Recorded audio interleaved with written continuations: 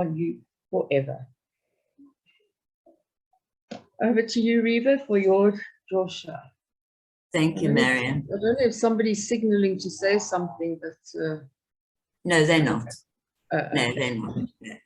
Carry on. Thank you. Okay, thank you. Yes, the parasha this week is Shemini, Leviticus. And as you know, on a Friday night, on a Shabbat evening, we don't read from the Torah, which we will do tomorrow. And again, understand that we go through year after year what happened to the Jewish people in ancient times. It is a story of actually what happened to people, what they chose to do and what happened. And that's supposed to be a lesson for us in our times. So in this Torah portion, God commands Aaron, who was the high priest, Moses' brother, and his sons to make the burnt and sin offerings at the tabernacle. As we've discussed for several Shabbats now, these offerings of cattle and sheep and birds and meal being offered was also a way of feeding the priests and the poor and the people who did the offering themselves. It was a very different era. And God accepts these offerings and the people shout with joy. After the dedication of the tabernacle and the ordination of the two priests, the tabernacle has now been completely built and will wander with the Jews, will be taken with the Jews for the 40 years they're wandering around until they reach the promised land. Two of Aaron's sons bring a fire before God and a strange fire, something that wasn't part of the normal routine. They decided to bring something strange with them, a strange fire, a strange incense, and they were consumed by the fire. This is one of the great tragedies in our Torah that rabbis have spent centuries interpreting and understanding. Aaron's sons died before his and Moses' eyes when the tabernacle was complete and they were actually doing a service to Hashem. And this is such a tragedy, and it has such a message that I'm going to be leaving that to discuss tomorrow morning. But equally, this Shabbat is about the laws of kashrut. And also, very importantly, people have never understood, many Jewish people, why are we forbidden to eat certain foods? Why? And so this is what I'd like to discuss this evening. So God instructs Moses and Aaron after the tragic death of the sons, what animals may be eaten and what may not.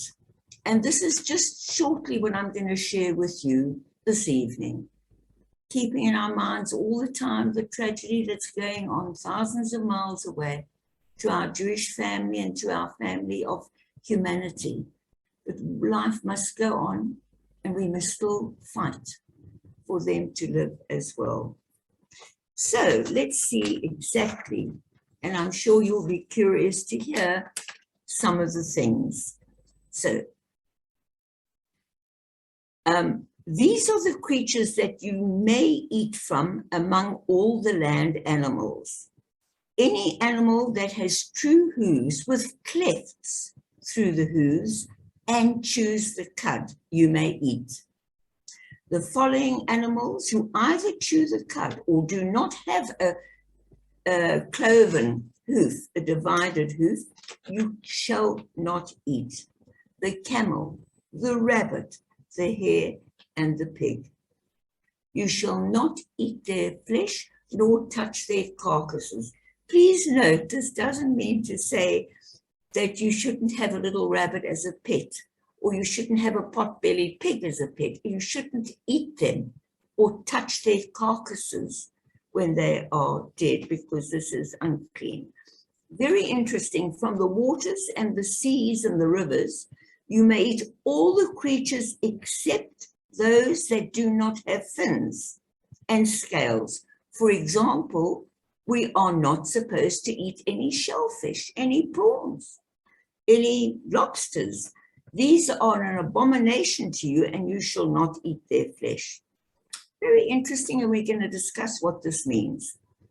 Amongst the fowls, you may not eat a bird of prey that preys on others, the eagle, the vulture, the kite, the falcon, and ravens of any variety, the ostrich. Wonder why? Is that's not a bird of prey? The seagull and the variety of hawks and owls, the pelican, the stork, the heron, every variety, the hoopoe and the bat. You may not eat them. All winged swarming things that go upon 4 legs are an abomination to you. Isn't this fascinating? Only those instincts that have above their feet jointed legs so they can jump. For example, you may eat, not that we're going to, God forbid, the locusts, the crickets, and the grasshoppers because they've got jointed legs. All other winged swarming things that have 4 legs are an abomination to you. All animals that walk on paws among those that walk on 4s are unclean to you. Cat or a dog, as sometimes they used to years ago eat in China. This is now slowly, totally disappearing. Also unclean to you are those living things that creep on the earth, the mouse, the lizard, the crocodile, the mole, the chameleon. Anyone who touches them, if they are dead, is unclean. Now, many people thought, why was this? Could it be in ancient times that the pig ate the offal, ate any rubbish that was there, or ate even the offal of other animals around? Could that have been a health deterrent? Your seagull ate also any rubbish they could find or offal. They didn't feed upon grass. I really believe that there in those days, that could have been a way of perhaps avoiding a plague or perhaps health. However, rabbis have been into this, and of course in Judaism, when we read these ancient texts, which from a health point of view may not even apply today, we've got to look for a hidden meaning.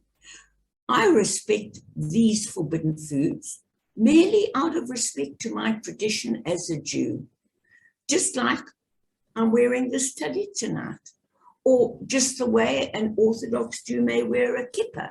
I think it's a sign of respect. There is nothing wrong with those Jews who choose to eat these things, because now let's look at their deeper meaning. And we're going to symbolize all of this with a poor pig. The poor pig has been really, given a terrible place in Judaism. It is just so unkosher that even most quasi-religious or non-religious or secular Jews or more liberal Jews will eat anything, even shellfish, but they won't eat pig or pork or ham. And why? And there's a much bigger reason in this. It's really nothing to do with eating the animal per se. As we've been told, the pig has a cloven hoof. And if you didn't know the pig in detail, you might well think that a pig eats the wheat or the grass the way other animals do. So the rabbis interpreted this as a way that we today must understand that it's a sign of a person who looks fine outside, but inside is very, very different. In other words, it's rather a symbol of deceit. It's rather a symbol of someone who is unkosher mentally.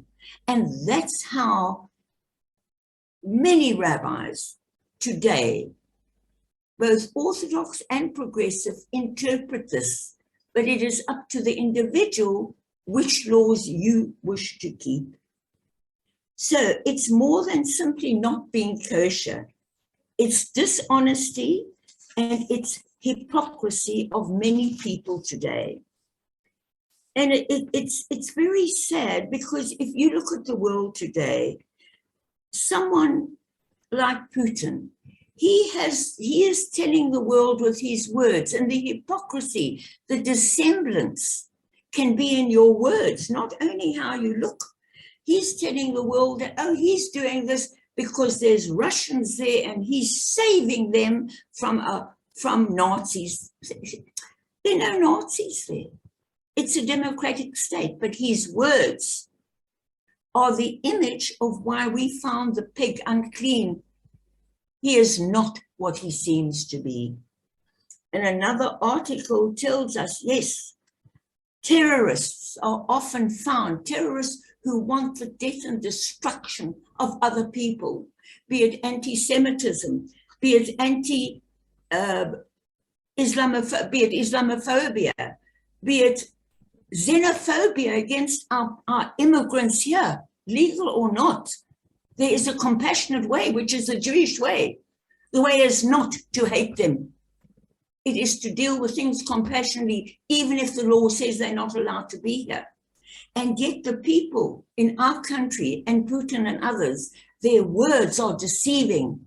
They say we're doing this for the good of all South Africans who need jobs, or we're saving people from the evil of Western democracy and Nazis. This is deception. And this is what the pig, my friends, symbolized. It wasn't that the pig is anything wrong with. It's a beautiful creature of God. But today we've got to look at the inner, deeper meanings of this. And I respect my customs, the same as another religion may respect them, but I respect them out of a tradition that has been for thousands of years. And so, let me just conclude by saying, let us be one of those animals, those creatures, those human beings who are what we say we are. Let us say the truth. Let us stand up for what we believe. You might not agree with what I believe. I might not agree with you believe. But if both our motives are for the good of the people, let us not fight each other. Let us find common ground. But if by the actions of one who speaks, we see evil being done, we see people and babies being ruthlessly killed in Ukraine, we see foreigners here having their shops destroyed, let us stand up, both as Jews and humanity, and say that is not right. Any government, as tragically ours has, who stood on the sidelines, even though they sent the United Nations an appeal for peace on both sides, they did not condemn the invasion. That will not be well thought of in history. And your job and mine today, no matter our background, our religion, we wouldn't be here this evening if we didn't love the other, be it Jew, non-Jew, irrespective of ethnicity or where in the world. We here because as we are made in God's image, God is one and humanity is one. And we here to stand up and say the truth, because anyone who does not condemn evil and merely asks for peace without actually standing up cannot be honored. There is no neutrality when people are being killed. There is the ability to say, stop this invasion, stop this murdering of innocent people, be accountable, and let your people, the Russians, let our people, the South Africans, and let all people be a people who, unlike the poor pig who's just a symbol, and I love animals, including pigs, let us stand up for what is right and honorable, both with our words, our dress, our looks, and our actions. Shabbat Shalom. Back